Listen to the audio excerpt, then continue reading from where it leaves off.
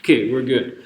Okay, so this is something I'm very excited to be doing. I know we planned this maybe like minimum 7 months ago, if not like a little bit longer, I think more. maybe a year or two, right? So this is my good friend Julien here. We're currently in Montreal. We are like in the skeleton of a very public mall.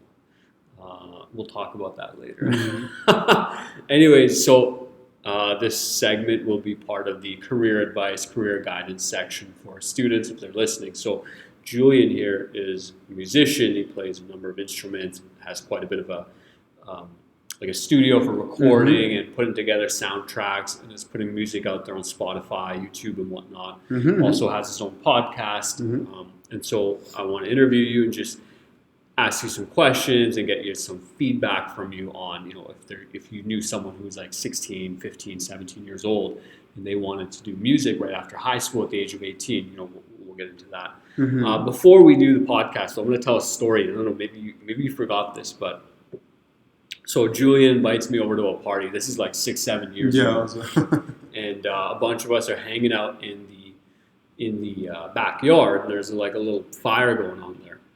And I remember hearing some guitar, like the sound of an acoustic guitar coming through one of the windows.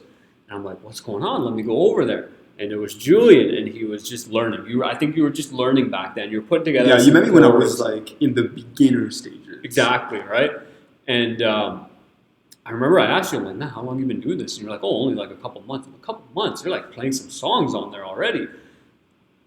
Crazy. And then, a year or two goes by, and now you're like learning the piano. I think you can play piano as well, A little right? bit, yeah. Right? But you're experimenting with more music. But I definitely remember that very vividly at that party, just being like, oh, like who's playing guitar? Oh, it's Mm. Julian. And now, like 5, 6 years later, 7 years later, you're producing music, you're putting it on Spotify, on YouTube, and whatnot, and you're DJing at places every now and Mm-hmm. then, and, Yeah. and pursuing that career. So really amazing what you've done, honestly. Thank And you. you're still very young, and you got like your whole life ahead of you to master that craft. But I guess the first question, just I guess we already covered like who are you, what do you do?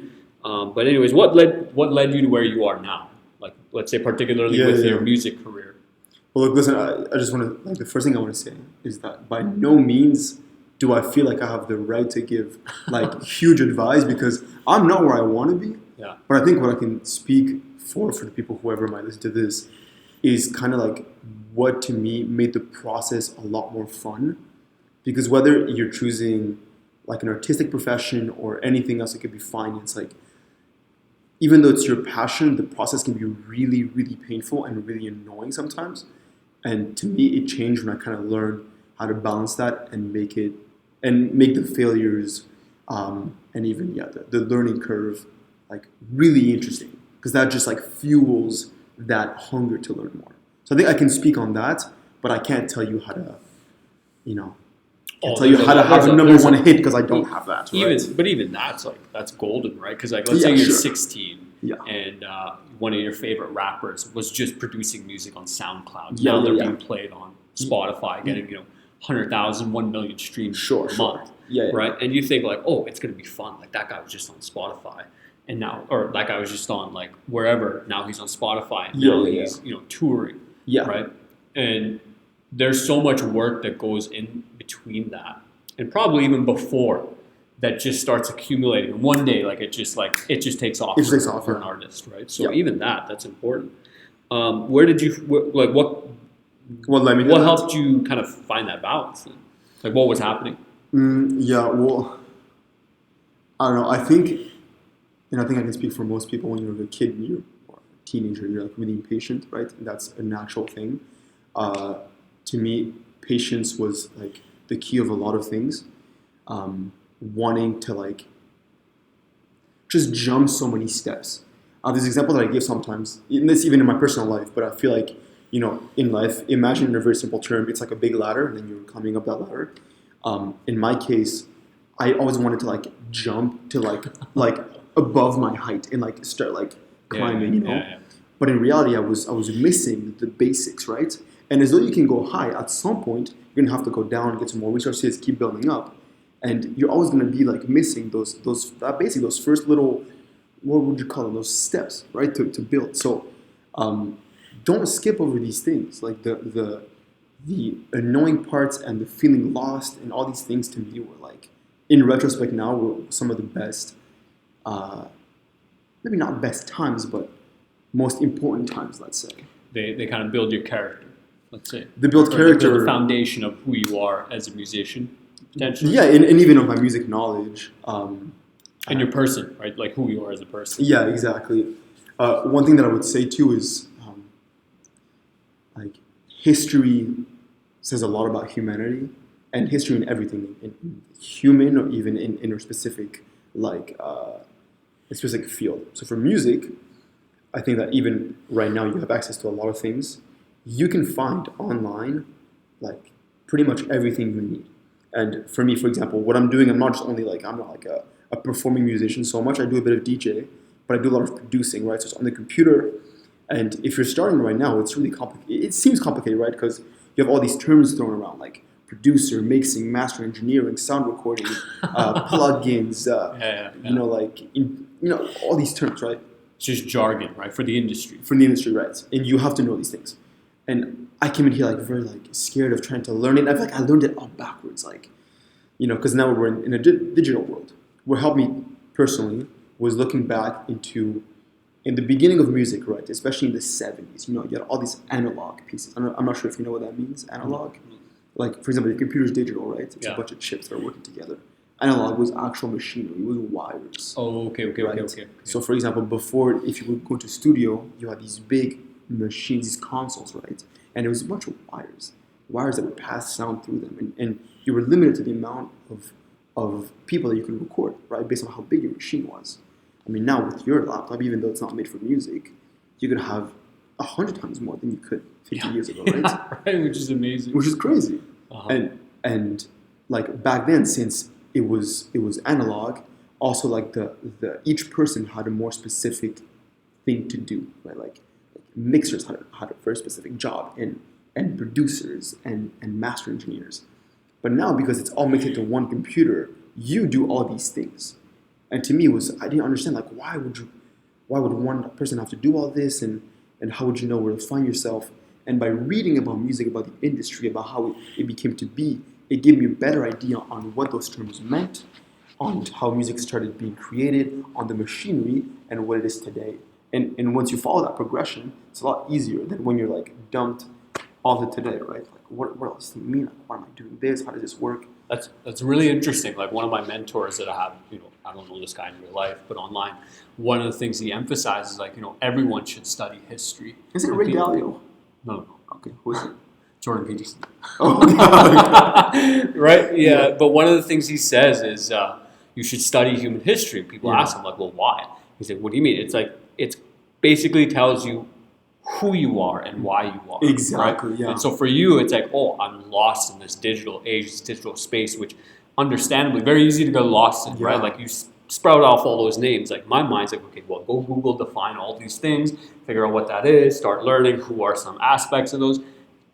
Most people don't have that, like, patience to do all that. Mm. So for you, you went back and like, okay, like, that era of music production where it wasn't like, pianos and trumpets and like, opera, whatever, but it also wasn't like, oh, I'm at the airport, better make a soundtrack, right? You went to the middle ground and went, okay, like, what are all these jobs? What are they doing? And what are they actually intended?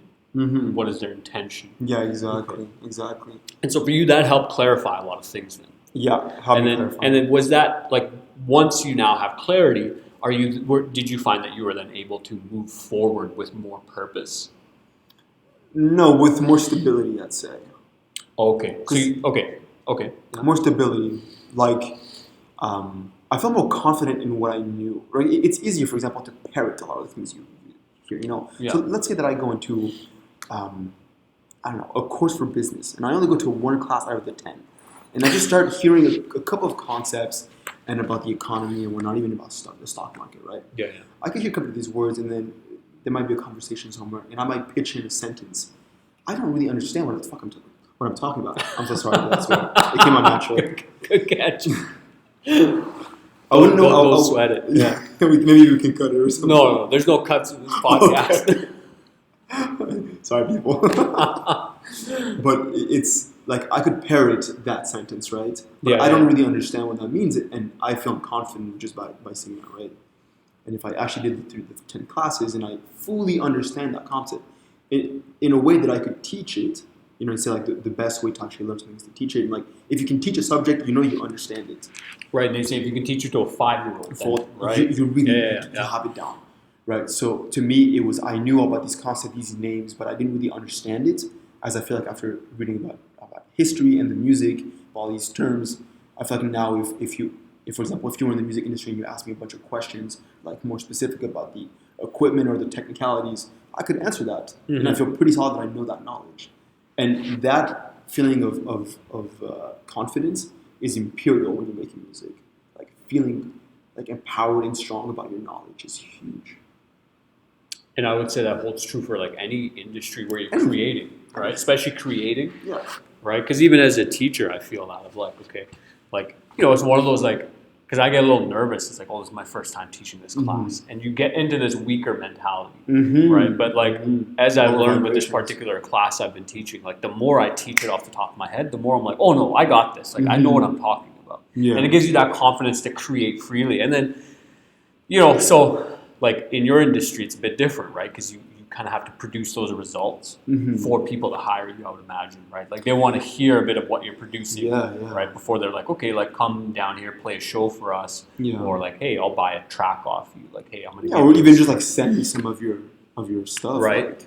Right. So for you, I would imagine like it's very important to like really know what you're talking about, have that confidence, and then produce and then have the success, right? Yeah. Whereas like we were talking earlier about my industry where.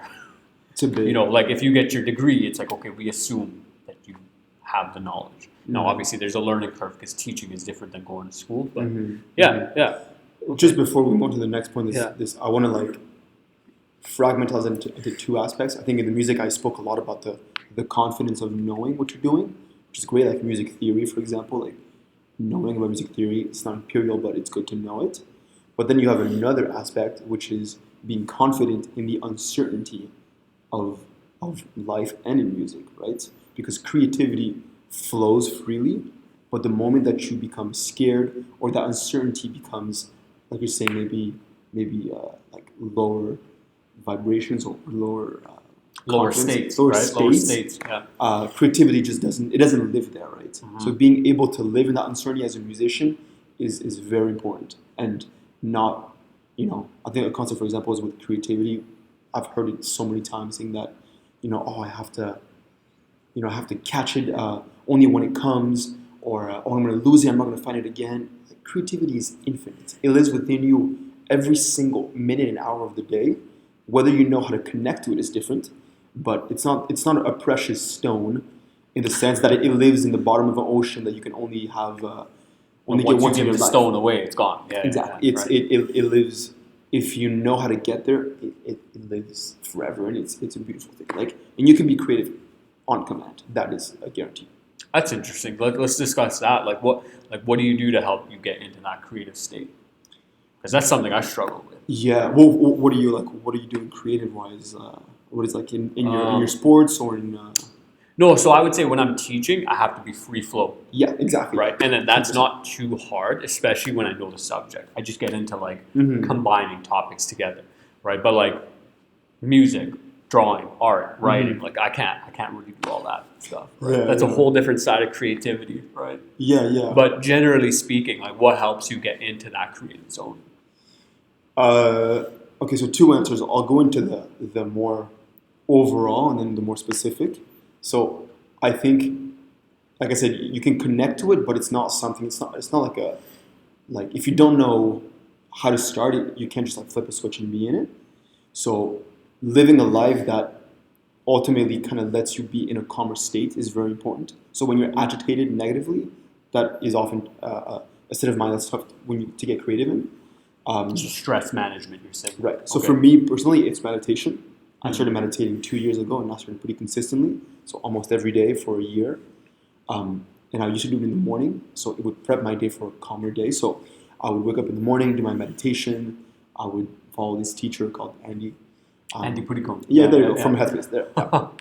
So And you're doing about 10 minutes or? yeah, exactly, about 10 to 15. I go sometimes a bit longer, but I feel like doesn't help me more.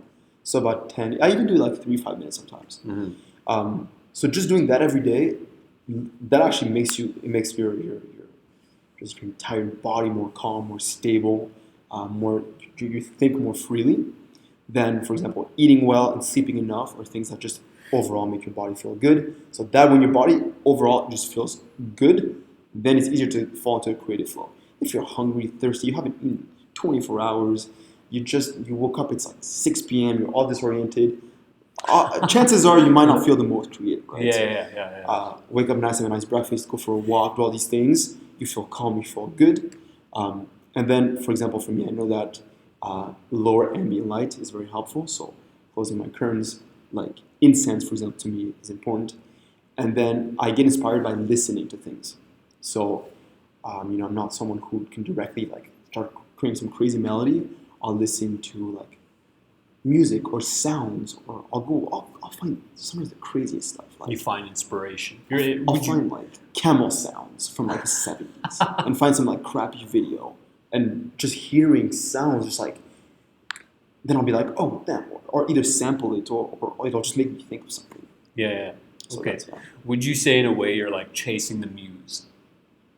Do you know about this kind of? No, what do you mean? What is it? So the muse, I know like artists talk about it, or like painters and whatnot, right? But it's like, how would I describe the muse? It's like chasing the rat? No. The muse is like a more holistic kind of like positive thing, right? Okay. Like chasing the dragons, like heroin, and then like don't chase the rabbit down the hole, right? Yeah, sure. Conspiracies, but the muse is but more what is the artistic. definition of muse? Oh man, I heard this so long ago, but it's like, when people are painting, they're creating a great masterpiece. Like they're chasing this muse, they're chasing some sort of perfection, some sort of artistic expression, goal, right? Yeah, maybe something like that. Okay, right? sure. But almost like flow state, right? So like for me, my creativity comes out more so in presenting and speaking, right? Like in front of an audience, and so kind of kicks like. in. Yeah, and so for me, it's like that muse is like, okay, like how can I say something that's purposeful, that's going to benefit these kids 5-10 years down the road, right? Like how do I give them the brink of my knowledge to the best of my abilities in the shortest amount of time possible? Like that's the muse, and if I can do it, it feels good, right? Now it's kind of unfortunate my audience is young, and it's like, okay, like you might not even know if it actually clicked with them. Sometimes you can tell, maybe that just speaks to my lack of ability, like. I just don't know where it's at, but I can tell when I'm like pursuing that muse while I'm speaking in front of the class. But it's also, that's true. But I'll speak from my experience. Yeah. But back when I was in high school, particularly in high school, because that was kind of a tough time. Yeah. Some of the things that helped me the most with teachers, it did impact me in that exact moment. Like it resonated in some way, but I wasn't like, oh my god, like eureka, like I figured it out. It was like 2 years later that I was like, oh, that time that teacher said that, like, now it makes sense. So, like, your job, too, isn't a long term. Like, you'll have an impact when you speak, but I can promise you, some of these kids, man, like, they'll think back on some stuff you said, and like, maybe, like, only in retrospect.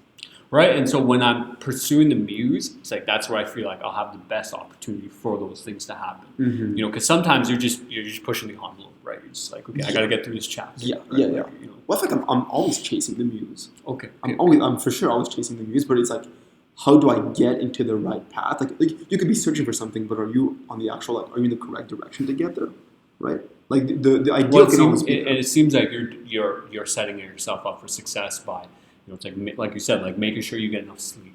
Like your basic needs are met, right? Like you know about Maslow's hierarchy of needs kind of thing. Yeah. Right? It's like, okay, like I've slept enough, like I've eaten, I've like all my human needs are met, more or less. And then it's also like, okay, like how do I get myself to a creative flow state? Okay, well, let's start the day with meditation, so I'm on a better vibration to begin with. Let's go for a walk, right? Like clear my mind, let the ideas flow freely. Because you can't get there if you don't have your needs. I don't know. I remember again. I keep talking to high school, but I used to feel like crap in high school. I didn't feel good at all. And why was that? Yeah. It's just so many reasons. But now that I'm 6 years later that I've graduated, I look back and I'm like, okay, well back then, I had my friendships were scrambled. They were negative. I didn't know about proper diets. I was just eating a whole lot of quesadillas and it's like some terrible, terrible like diet. Sleep schedule was all over the place. Oh my God, no student has a sleep schedule. Right? Which is understandable, but I think that's just a mistake that a lot of kids do. Like, and that's because that's the vibe. It's like when you're like, you don't want to go to bed at 10 p.m. as a kid. Like, I understand that. You don't want to go to 10 p.m. as a young adult, right? Yeah, exactly. Exactly. Like I'm almost 30 and it's like 10 o'clock hits. I'm like, nah, man, I got like 2 more hours to chill, right? Yeah. I get it. So that's cool. So for you, a lot of it getting into that flow state, creativity is both like physiological needs and then just like also like relaxing the mind. To me, it's about letting go. And the moment you let go, it comes to you. It exists there. Interesting. Where did you learn about this? Because that seems like a very mature take on like producing music. Like that meditation mostly. I think the guy Andy Puddicombe, something like Puddicombe. He always does like a couple of like maybe 2 minutes of like a speech or maybe like an idea to reflect on. Yeah. It's never set in stone. He just like the way he phrased it is very open. Mm-hmm. It's like he says, "Hey, think about this," and then you do your meditation. And a lot of the things that's helped me were from his advice. And he always puts in question a lot of things that we do. And one of the words that always comes back is resistance. And like humans, we live with so much resistance. And if you think about this, and I suggest you do, you're going to realize how you do that for everything.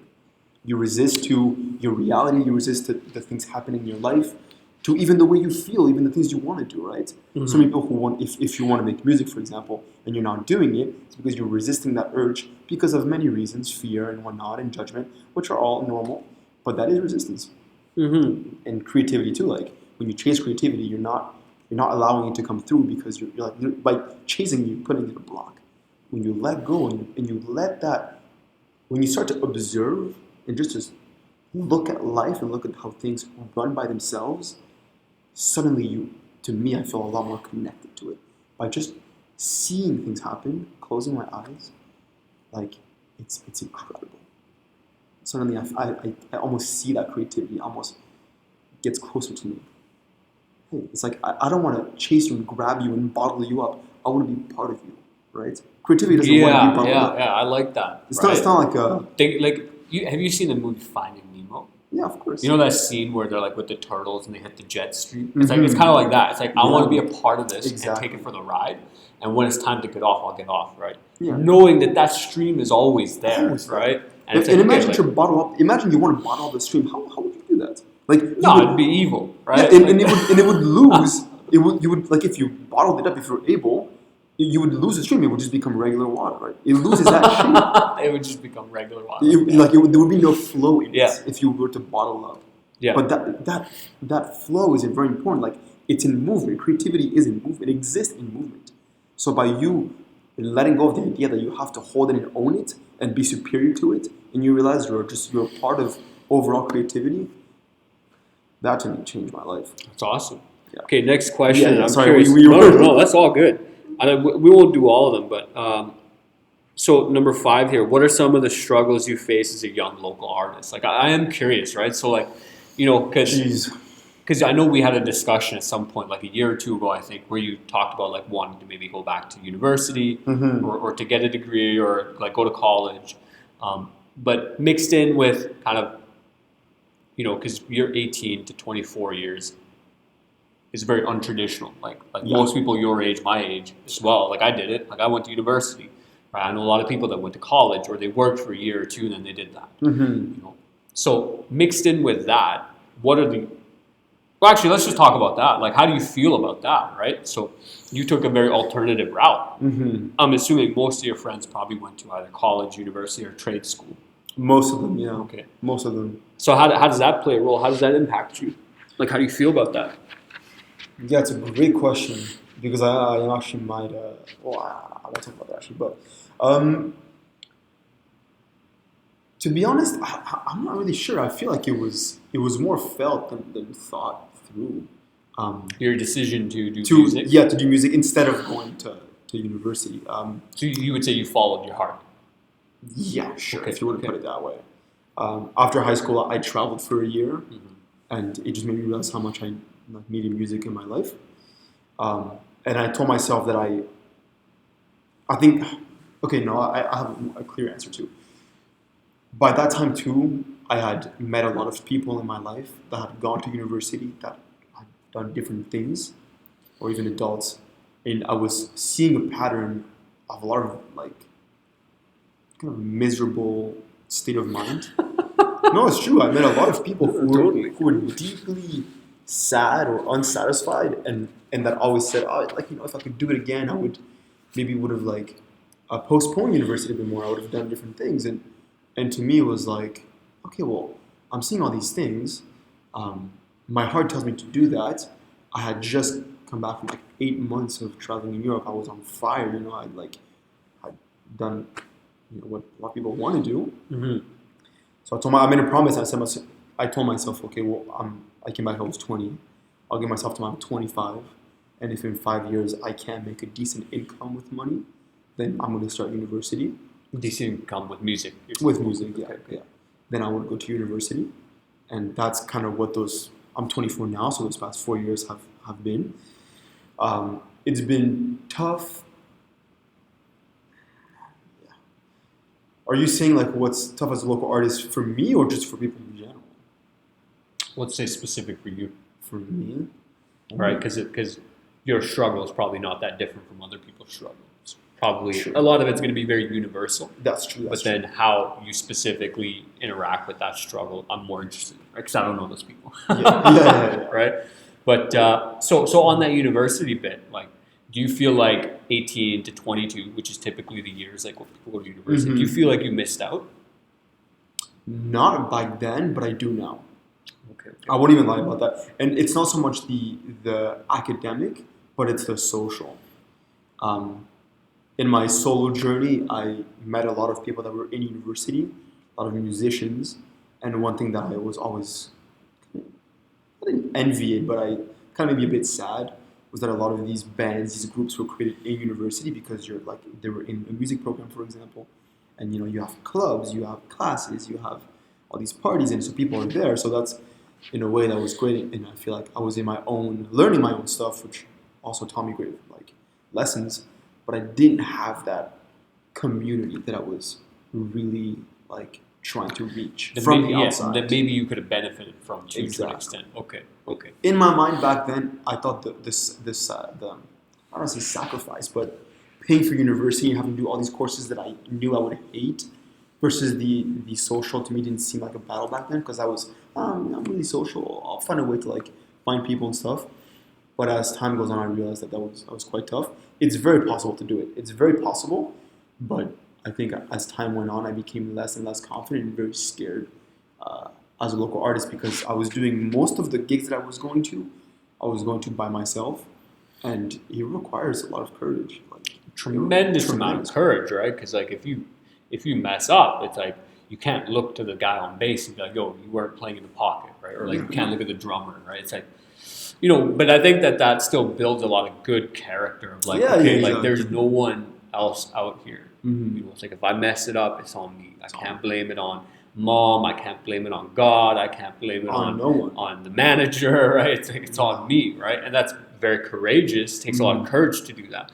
And I think it like I would imagine it also really speeds up your maturing process, right? Because like Probably, you don't I would imagine many of those young bands like they probably have some interpersonal problem that puts them like separates them, right? Because it's like you're just young, you're mature, you've never done this before, you don't realize the benefit of what you're doing. Because now you have the experience of doing it by yourself. Mhm. So if you had a couple people, Mhm. 2 to 3 people who really knew how to hold it down, it's like you just have that appreciation, like oh man, like Mhm. you kind of look towards one another to like build each other up, Mhm. to get out there, have a nice performance, have a nice little after party, and then Yeah. ride home with the sunset, right? With a With the windows bag of down. cash, Yeah, right? exactly. um, Yeah. interesting. Okay, so let's switch on to what are some of the particular problems of a young artist. So you already mentioned like it's kind of hard to find people that are especially outside looking in, it's maybe a bit of a challenge to be like, hey, like I'm looking for someone who can do this. because I got a music thing going on. Mm-hmm. I want you to be part of it. Mm-hmm. You're saying that's one of the challenges, finding other reliable people. Yeah, there people who I think maybe also share your vision.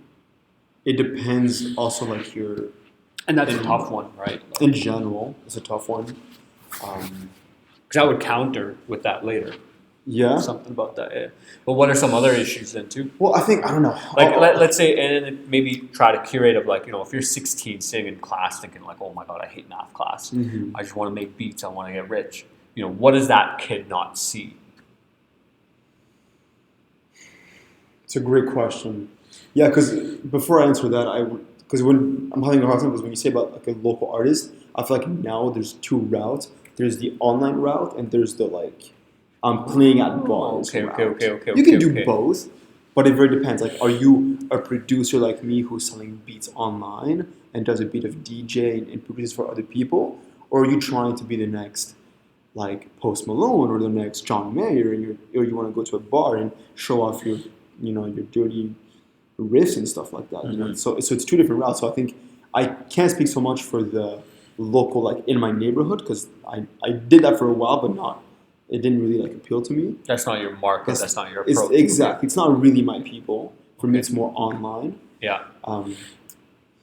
I would say the struggles is probably yourself, like being too like perfectionist. Okay. A lot of people that have made quite a good amount of money with it, for example, selling beats, they all tell me one thing is if you have, for example, like 5 beats that are made, you should put all your focus into getting those things viewed instead of building a huge catalog. And oftentimes it's quite the opposite. People are like, I can't post it yet, I can't do this because I need to build I need to get really good at making beats or like need to have like 1,000 great quality beats to be able to sell it. That's completely false. So I would say you should put at the beginning, I would say maybe if you're starting off, you're in high school, you're 16, maybe focus your first year into learning the music, the history, like the basics. Make sure you're making some decent beats, people like it, and then put a lot of your focus into understanding the industry, marketing, visibility, how to create a persona online or how to have a presence online. Maybe that's a better word. So don't go with the 70s route and just go 100% on the music. Understand how to also be able to move in that world, because music is well, in the modern world, so different, right? Like exactly. Because I had a student last year, and he had quite a bit of artistical talent. Fantastic. And but he didn't necessarily have that cooperation factor. Mm-hmm. But also, like, he was his own limiting. He was his biggest roadblock, right? And I told him, I just asked him a similar question of like, okay, how do people get discovered musically nowadays? He's like, well, on the internet. Okay, so like, when are you gonna make a TikTok account? When are you gonna make a YouTube account? When are you gonna put beats on? When are you gonna like sing some songs, put them on like Instagram? Oh, like I'll do that. Don't worry about it. It's like, okay, but like, so that right there is your first problem. That's huge, right? Huge. Like, you're your own problem, right? Because what I told this guy was like, okay, you like playing guitar, and you've got a lot of classical music that you listen to. Not classical, like old school rock, like 70s, 80s, 90s. Hey, grab a song you like playing, right? And I would get this guy, because I'd be on supervision. I'd get him to like do a little mini concert for me. He'd have the guitar out there. I said, man, just record yourself, put it out there, right? And then you go back to class, right? Because that video just sits there and accumulates views. Maybe it gets sent out somewhere, whatever, right? Or put it on TikTok. Like, you have a little like thing you made, just put it on TikTok, see what happens to it, right? And I told him, I was like, hey, take whatever soundtrack, whatever track that's like popular, put it on your video, mute it, so that you still get the views, the hits from people looking up that track. Exactly. Yeah, there you go. But then they're listening to your stuff, right? And so, it comes back down to, and I didn't even think of that at that moment of like, so he was more like, oh, I want to like go play at bars. I want to get picked up by like a company, like whatever, a label, right? Like a label. And I'm like, dude, that doesn't exist anymore. Like, why would a label come to? Like, we live in a city south of Edmonton. It's a very small city. Why would they be at a bar in Leduc? Right? Why would they be in Edmonton? It's called Leduc. Right? Leduc, yeah. Leduc. That sounds lost. yeah, right? Yeah, No if offense there's to if there's a Leduc. label producer in Leduc, he's probably lost.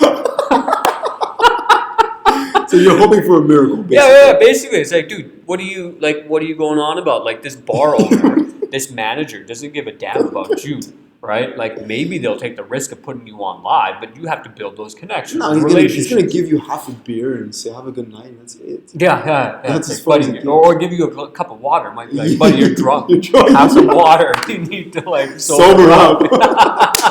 You know what I mean? So that's cool. That like I didn't even think of that. Like, and you're more of the digital space. Yeah. Okay. And so the thing with the digital space is like it's not just about the music anymore. It's about how do you market yourself, It's right? How do you unfortunately advertise? almost not about the music. But I want to say a little story. When I was again back in high school, I was a lot more like open and less fearful, and I had an iPhone 4, terrible quality. But when I was looking to play a song by Mac DeMarco, I don't know if you know who that is. No. Anyway, some indie artist. He was big back then. He's still big today. And I couldn't find a tutorial online on YouTube. Couldn't find any tutorial of his songs. Okay. So I said, okay, well, no, I guess I'll learn it somehow, and then I'll put it on YouTube. Like I'll teach it to people, right?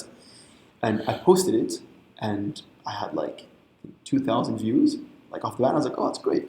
Posted another song, but again, like terrible quality camera. You couldn't even see the camera was like. That's one of those videos. Yeah, like there was black edges. Yeah. And I was trying to like teach the song, and like you couldn't see half the fingers because it was outside the camera, and I wasn't realizing it, right? But I figured I managed to like make it okay, decent. I posted that video, and today I think that video has like 50K views. Holy, let's go. Thank you. It had 50K views in like a year. It hasn't moved much since. But you know what I mean? Like, let's say how many of those videos did you put out? I put out, after that I put a couple more. I think in total I haven't put one in years, but I had like 4 or 5 videos. Okay, imagine now if you had 40 to 50 videos. Dude, I should have done that. Like I stopped because I didn't like doing that much.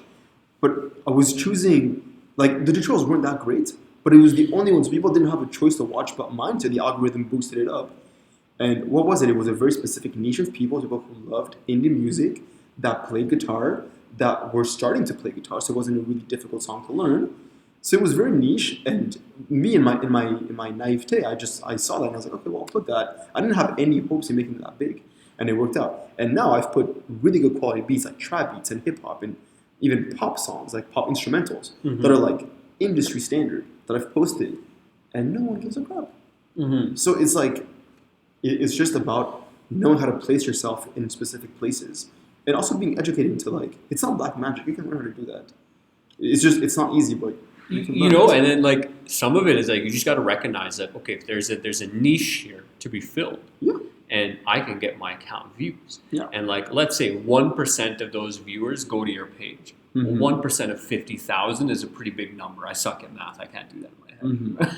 It's a decent whatever, it's number. 50, whatever, like 50 to 100, whatever it is. Well, if you have 100,000, it's 1%. That's 1,000. So if you have 55, it's about so 500 people went to your page. Exactly. Yeah, let's say 5% of those people subscribe, right?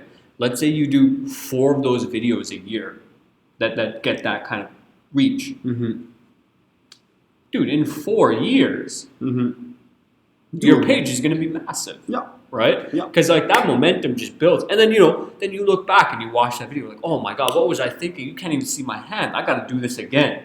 Right?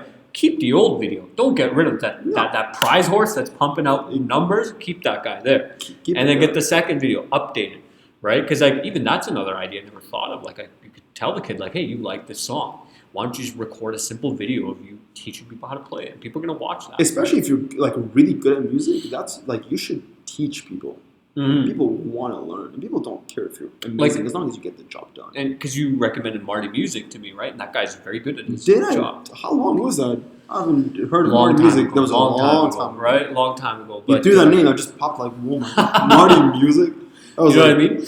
Yeah, and it's like that might not be like okay. So this guy had dreams of being a rock star, and it's like, all right, like it's possible. You got to put the work in. Ooh, word. No, I want to be a rock star. Like, I want to be on stage singing. It's like, okay, like, if you really want that Post Malone rock star dream or like, the AC/DC, like, I don't even know if you can get that big anymore, honestly. Like, of course you can. They're way bigger now, all these artists.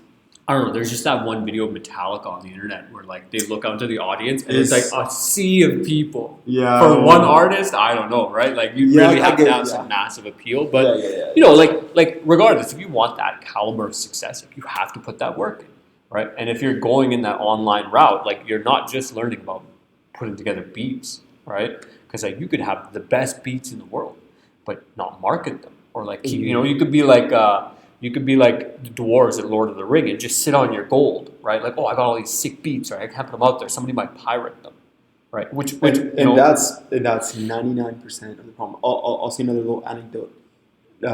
September 2021, so more than a year ago, I posted my website online. I was producing. I was offering production and beats and whatnot, and you could buy these things.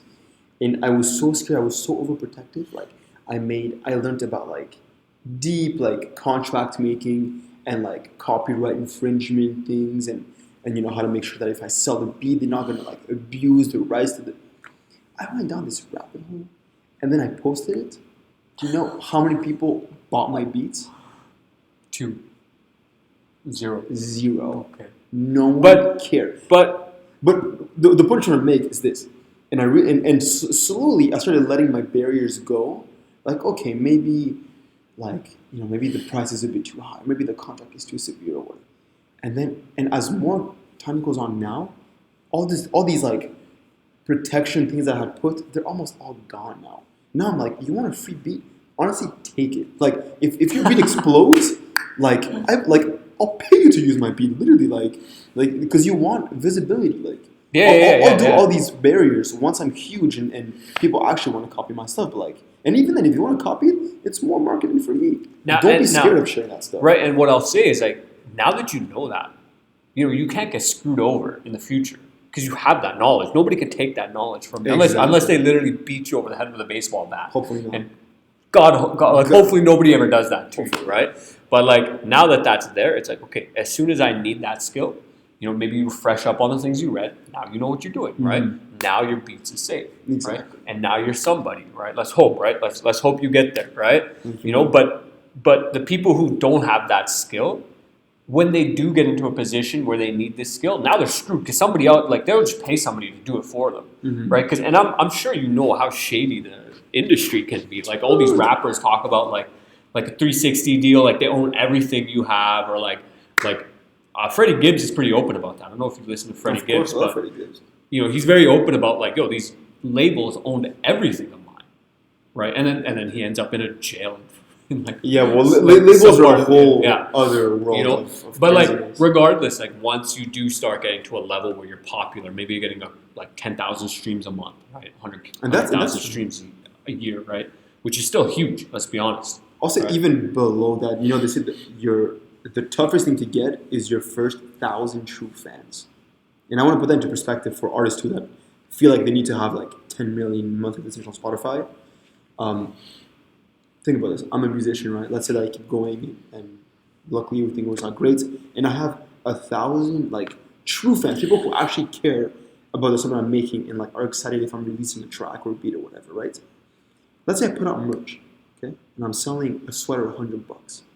1,000 people buy that sweater, dude. That's on the financial side, and then people who constantly come back, 1,000 people who are always sharing your music. That is. You're talking about exponential growth. Massive. But getting that first, like, true 1,000 is the toughest. It's like saying, you know, getting your first $1 million is the hardest. After that, it's, you know, you can do so much with that. Well, they say like your 100 grand is the hardest. And then from there, and you can even look at your first 10K is the hardest. Like, you know, it's It's always a progression, right? So these things, it's important to understand that you don't need to be like you don't need to be well, really understanding like what is success to you. Right? That's a whole exactly. Right? And then what is success in general, right? Because like that's objective in my mind. What's up? That's objective in my mind. Objective or subjective? Subjective. No, objective. No. What? Which one? Success. No, it's subjective. Yeah, totally. I would agree, right? Right, and it's good to know where that's at, but then also knowing like, even at an objective standpoint, like having 1,000 fans, like you're very successful as a musician. Sick, dude. Because like what is it, like 99.999% of musical artists people produce probably have like, I don't know, 2 listens, Yeah. right? And less than that. Yeah, like 0 listens. Zero. I'm sure there's someone out there who has a goddamn catalog of work that hasn't been listened to, right? It's possible. Like, If you were able to see, like, people get scared when they see these numbers, like, they'll go on Spotify and say, like, there are currently, like, 50 million, like, musicians on Spotify. You're like, oh my god, the competition is huge. Like, 50, or like, maybe like 40% of those are, like, empty accounts. Zero. Yeah. Zero. And some of them have, like, no listeners, but also no music. It's just someone who started and just let it, like, you know, let it drown. Like, I don't want to do this. right, or someone comes home from their like day job and like, oh, I just want to make music. Exactly. It's supposed to be fun, and whether or not somebody picks it up doesn't matter, right? What I'm saying is, don't be scared of what you hear. Like, find out what's true for yourself. You should, like, that to me has helped me. Like, if you're scared of something, understand it and allow yourself to be scared if you consider that to be true. Like, educate yourself on these things. Don't just hear things and then take it for granted. I think especially now with the young generation that are like, we live through the internet, it's so easy to take the things you hear for granted. Just figure it out. Spend 5 minutes of your thumb moving action going on and figure out if it's true or not. You know, read more than just whatever pops up first on Google. Yeah, exactly. Educate yourself on things that matter to you, and that's going to change your life. Yeah. Let's see. Questions. What's up? Questions. Questions. Yeah. What do you need to get started? You know, because so like here's another, like, I have another student. Well, I taught him last year, but this guy, you know, he keeps saying like, you know, he wants to rap. Mm-hmm. You know, and he I don't know, he dropped a verse in class once, which I want to say of the 7 words he said, 6 were swears. And it's like, okay, that's not rapping, right? You're just angry. You know, you need therapy. You know, like, that's not rapping, bro. You're, anger issues, right? And then, you know, and I mean, this guy is a kid who struggles, right? I don't know how open I should be about this, but I'm not using any names. You know, he's a student, he struggles, and I'm like, you know, like, okay, you want to do music, cool, like, do your thing, right? You know, like, you got an iPhone.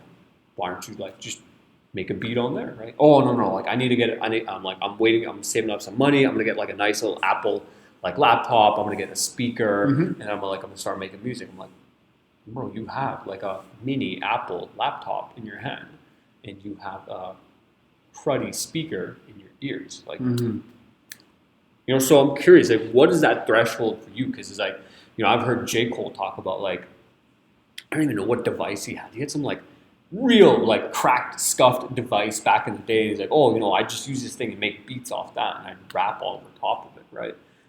Now, you know, that was before the digital age. What is your threshold? Like, what do you really need to make half-decent music? Nothing. 0. Okay. If you have a phone and headphones with that little mic, and even if you don't have a little mic, I love how you're just waiting for me to shut up to say that. Cheers. No, but seriously, like, I empathize with your former student, because that's what I've done for a good part of the past 4 years. Has been me giving myself so many excuses on why I need that 2,000 piece of equipment to make beats and to release them. Like, I have an iPhone SE. It still has the button. Like, it's like, yeah, like, dude, it's like, it's not a great phone. You could download. You have GarageBand for iPhones. Even if you don't have an iPhone, you have an app.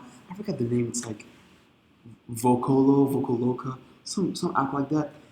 You have, like, built-in auto-tune, reverb, all the things you need. Especially if you're a rapper, it has, like, beats already on it, and pretty decent beats. You download it, rap on it, post it, all from the app. Like the thing I was telling you about podcasting, Anchor.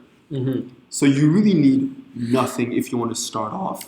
Nothing that you probably wouldn't already have as like a 17-year-old kid nowadays, right? Like, almost all of them have a pretty decent phone, pretty decent set of earphones. If you have, like, an iPhone, even my phone, but if you have, like, especially if, like, an iPhone 10, 11, 12, 14, forget it, dude. It sounds better than your computer. Yeah, like, this thing's terrible. Right? But like, you have a Mac, right? But the phone sounds better than the computer. It's like the mic on it, the specs on it are crazy. Oh yeah, totally. The camera is fantastic too. Totally. Okay. Have you seen the new 3 fat cameras on the iPhone? It's like, Bro, I think it's like 10 times the size of mine. that thing will see through your soul. As X-ray, like exactly, right? Okay. So At the end of the day, really nothing. coming back to a theme you already touched upon, it's like if you deal with those internal limitations and roadblocks, there's really like very little. Like you could go to a public library, I'm sure, and figure out a way to like drop a sick beat, rap a verse, maybe get yelled at by the librarian in the back, throw that on the track. That would be sick, right? Auto-tune the girl yelling at you, and then it'll make a nice little bridge. Anyways, it's been popping recently, like all this auto-tune stuff. Yeah. So you have folks. You need like nothing. Nothing. Right? What else? What else? Well, let's ask one last question. We'll wrap it up and we'll do your podcast because we're already pushing close to an hour. Oh, damn. Okay, yeah. Last one. What advice would you give to a teenager considering a career or path in the music industry? What would you tell like 16-year-old Julien sitting there in whatever class bored the hell out of you when you're thinking about like, oh, I want to get into music? Like, what would you say to that person now? Great. Well, I think it's kind of all we talked about, but I'll put it kind of like in a small little bubble. Yeah, this would be our finishing touch. Yeah. I would say first, like, educate yourself on what music is and just like the world of music, because it's kind of like it can be a big world. So I suggest you look at all the different paths, for example, you can take with music. If you want to pursue a career, I suggest you understand what those paths are. Like, if it's a digital producer, if you want to be like an artist playing at bars, if you want to be signed to a record label, if you want to go independent, like look at all those paths. And once you kind of know where you're going, a lot of the options are kind of out, and it's easier to focus on that. I would say so try to understand it as much as you can. Build a routine that works for you. Try to build a routine of love with your craft, with your music. Also try to understand why you love it so much and cultivate that. I think as early as you can, if you love the music, try to really cultivate that love so it doesn't eventually become sour or turns into like pressure maybe. I say that often that happened to me. I was pushing it so much that I forgot what I was doing it in the first place, right? So make those have a healthy relationship. Have a healthy relationship, and that goes with anything as well, but with music because it is a tough world. And just be patient with it. Be patient with yourself, man. It's gonna take a while. And some people are faster at learning certain things and having more visibility. Some people are slower. Some people just get caught with luck. Sometimes it happens. It happens, And I don't know. My experience with people who are the most lucky or had the most success, oftentimes were the most relaxed and they're more chill about the outcomes of their stuff, and they weren't so thirsty for that. So try not to be too thirsty. Hydrate yourself in all those senses. And drink water, kids. Drink more water. All right. Thank you. Thank you.